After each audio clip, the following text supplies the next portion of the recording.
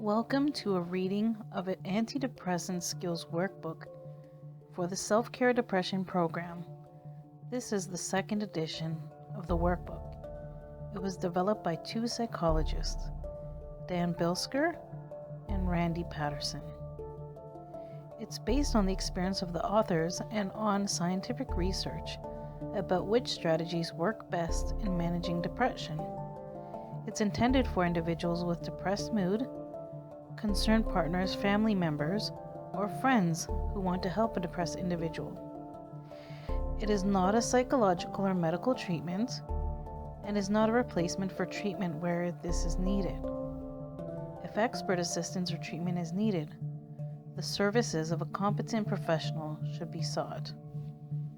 At times in this booklet, you'll be asked to write some ideas down or rate yourself. So if you would like to follow along in the hard copy version of the booklet, you can actually just click on the link in the description below and print it off. Just a reminder before we start, this publication is designed to provide accurate and authoritative information in regard to the subject matter covered. It is provided with the understanding that the publisher is not engaged in rendering psychological or professional services. That means the authors. They're not offering psychological or other professional services. If the expert assistance or treatment is needed, the services of a competent professional should be sought. Let's get started. Depression is among the most painful and difficult of all human experiences. It robs those who have it of energy, interests, and the will to make things better. It brings with it a profoundly negative view of the self, the world, and the future. During depression, it seems as though nothing can change, as though you will never get better. But depressed people do get better, and depression does end. There are effective treatments and self-help skills to deal with depression. Healthcare professionals give depression treatments, but you can learn self-help skills and apply them to your own life. This guide teaches a set of antidepressant skills you can use to manage depression. Sometimes the skills can be used on their own when their depression isn't too severe. Sometimes they have to be used along with treatments by professionals. The emphasis in this book is on 3 steps: reactivating your life, changing negative thinking, habits, and solving problems as they arise. The authors said, "We hope that the workbook will be helpful for you, but reading it will not be enough. For the approaches to work, you will have to put them into practice." We have tried to present all of the strategies in a clear, step-by-step format that will help you to work steadily towards your goals. Well, how do you know if you're depressed or not? Well, let's talk about what depression is not. Most times when you feel down, you're not depressed. Feeling sad or low is a big part of life and can't be avoided. When something goes wrong in your life, whether it's an argument with your partner, conflict with your boss, or physical illness, your mood might drop.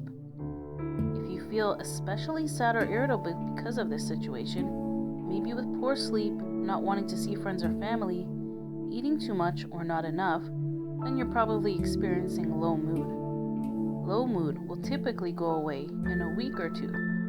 Especially if there's an improvement in the situation that started it. So then what is depression? Suppose it doesn't go away and just gets worse. You might be depressed. 1. If your mood is very low, or you have almost no interest in your life almost every day, and this feeling goes on for weeks.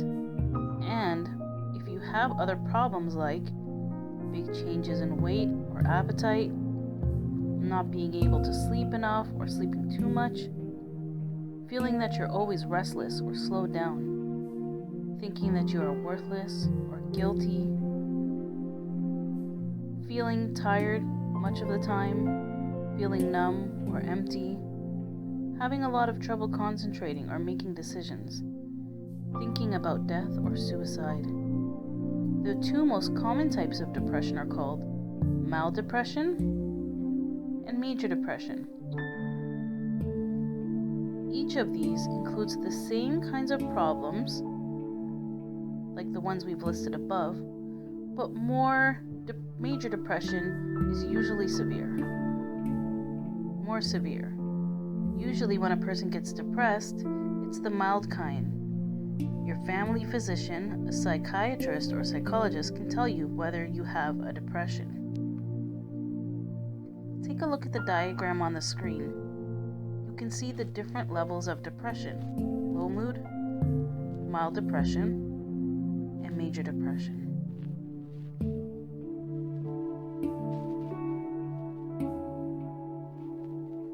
So, if you think that you have depression, it's important that you find help. The skills in this workbook are meant to help you with your depression, but you shouldn't have to do it alone. Getting another opinion from someone you trust who can help understand your problems or put them in perspective is helpful. If you continue to feel depressed, seek the help of a healthcare provider. This can be your family physician, a psychologist, psychiatrist, or other mental health professional. They can help you with a number of different treatments for depression. A good thing about these treatments is that they work well alongside the skills you learn from this workbook. And if you feel like hurting yourself, for many people, depression makes life seem hopeless and unmanageable. Most depressed people feel this way from time to time. For a small number of individuals, this feeling of hopelessness gets so strong that they begin to think that life itself is not worth living. If this happens to you or someone you know, it's time to get help. Find a healthcare professional to help you get past these feelings. If you can wait, or if you can't wait for an appointment, there are a number of crisis lines, staffed 24/7, that you should call. Go to your yellow pages and look under crisis centers to find the numbers in your area. You might also visit the emergency room at your local hospital. Remember, things can get better. People become depressed for a wide variety of reasons. Research has identified a number of factors associated with causing and continuing the depressed state. The diagram below, or on the screen, shows the 5 major factors: situation, thoughts, emotion, physiology, and action. Each of these areas of your life can play a role in the development of depression, and depression itself can have an impact on all of them. On the following pages, we consider each of these factors in more detail. Take a moment to view the image on the screen.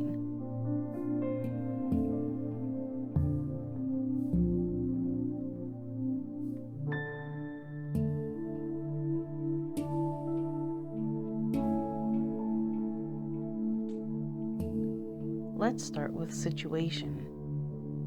Depression is often triggered by a very stressful life situation. If your attempts to cope with these situations by improving or accepting them have not been successful, you may begin to feel overwhelmed or hopeless. Then the risk of depressive episodes increase.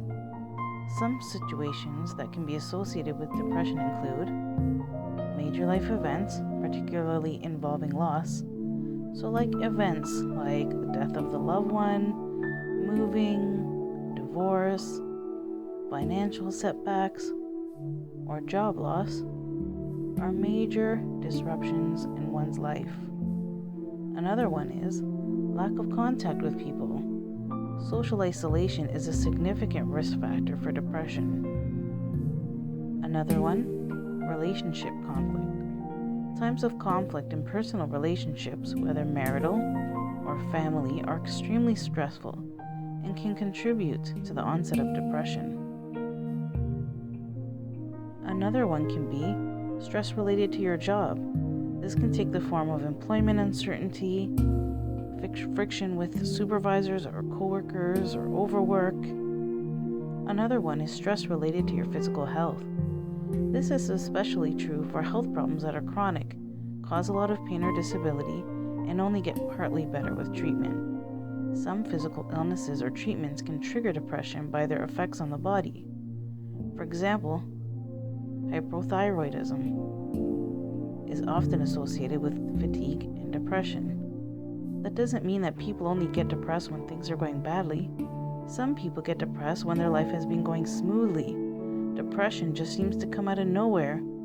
Antidepressant skills like the ones taught in this book are just as useful for these people. Let's look at the next major factor in depression: thoughts. Each of us is affected differently by outside events, depending on how we think about those events. Imagine two people walking into a party. One person is naturally outgoing, anticipates enjoying herself a great deal, and sees the group of partygoers as friendly and receptive. The other dreads social gatherings, anticipates feeling miserable, and sees the other people as judgmental and rejecting. Each person's thoughts determine how the event is experienced. Research evidence has shown that depressed individuals often have distorted ways of thinking about the world that can trigger or worsen the experience of depression. Here are some examples of distorted ways of thinking. There's unrealistic negative thoughts about the situation, so that means you see the situation in an unrealistically pessimistic way, emphasizing its negative or threatening aspects and ignoring more positive or promising aspects. Another distorted way of thinking is unfair, negative thoughts about yourself. You think about yourself in a very critical fashion, judging yourself in a harsh and unfair manner. Another example of a distorted way of thinking is unrealistic, negative thoughts about the future. You anticipate a future that's bleak and disappointing, exaggerating the likelihood of very negative outcomes.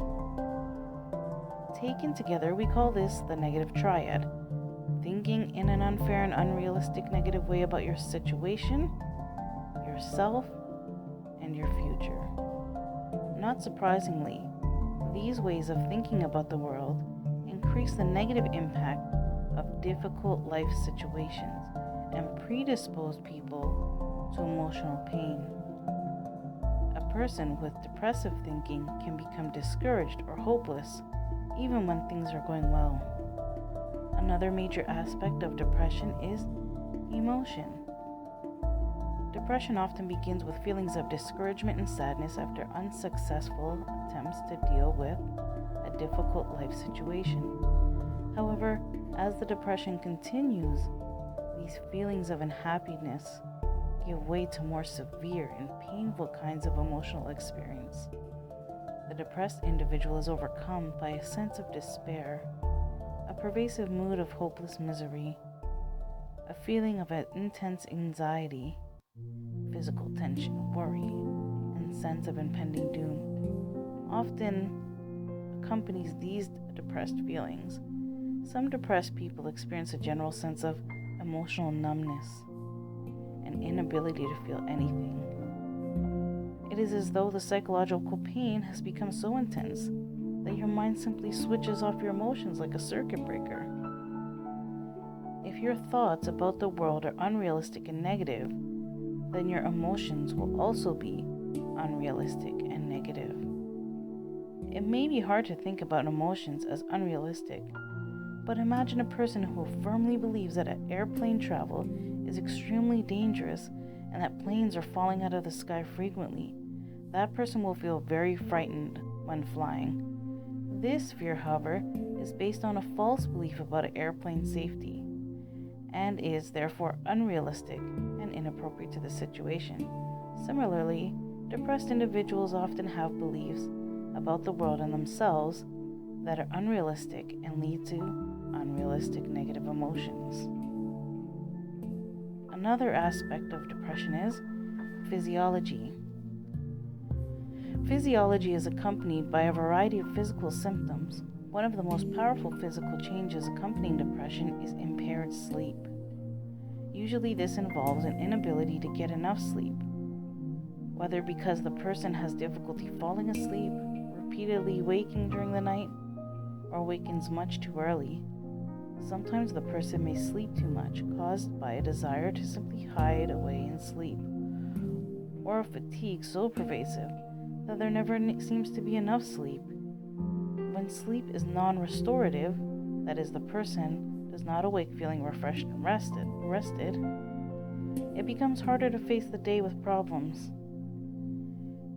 Depressed people often feel that they lack energy and are exhausted by everyday activities. One theory of depression is that it is caused by changes in a brain function, a chemical imbalance. There is research showing that for some depressed people, certain neurochemicals in the brain are less active.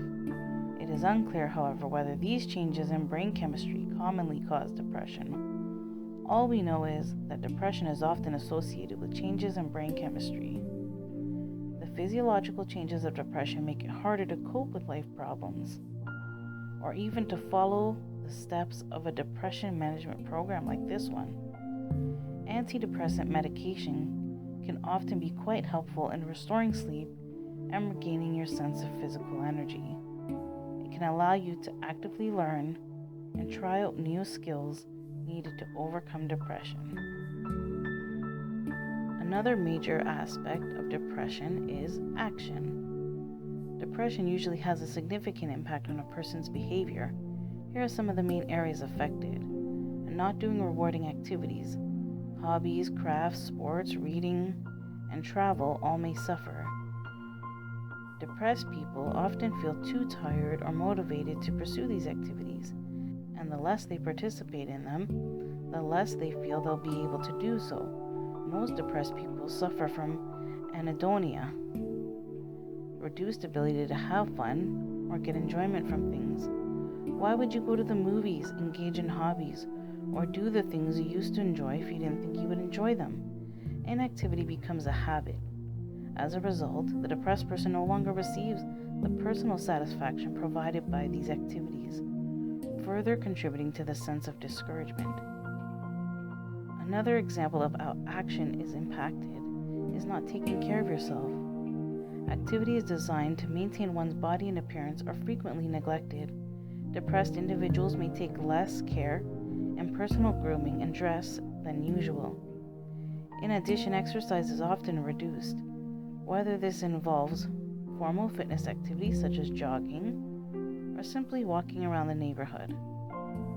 Eliminating exercise contributes to depression by removing a powerful source of physical well-being and increased self-esteem. As well, the depressed person often has disrupted eating habits, whether this means inadequate intake, so forgetting to eat, related to lack of appetite, or overeating as a form of self-comfort. Not doing small duties. So a depressed person often also neglects and procrastinates doing small necessary duties, like running errands or taking out the garbage or cleaning the house or caring for the garden. Failing to complete these chores adds to the depressed person's sense of inadequacy and lack of control over life. It also creates friction with others and places further stress on relationships. Another aspect of the action part is withdrawing from family and friends. Social invitations are refused, phone calls are ignored, and habitual get-togethers with friends and family somehow doesn't happen. Social isolation is a strong contributor to depressed mood, taking you away from the warmth and the sense of connection to others, basic to all of us. Depressed people often believe that others have no interest in their company, given how miserable or emotionally flat they're feeling. Congratulations, you made it through the first video. I know it's not easy to focus, and I know it's not easy to always stick to one task, but you made it through. Maybe sometimes during the video you took a break and then you came back, and that's okay. The point is that you got through it. With just a little bit of effort, you'll start to see results. In this video, we learned about 5 major factors that impact depression, or 5 major factors that are impacted by depression, meaning sometimes our depression impacts our thoughts and our emotions, or sometimes Our thoughts, like negative thinking, or our actions, like social isolation, can start to make us feel depressed. In the next video, we'll start talking about techniques, things you might do differently that can slowly start to impact your mood in a positive way. Thanks for listening, and I hope this was helpful for you.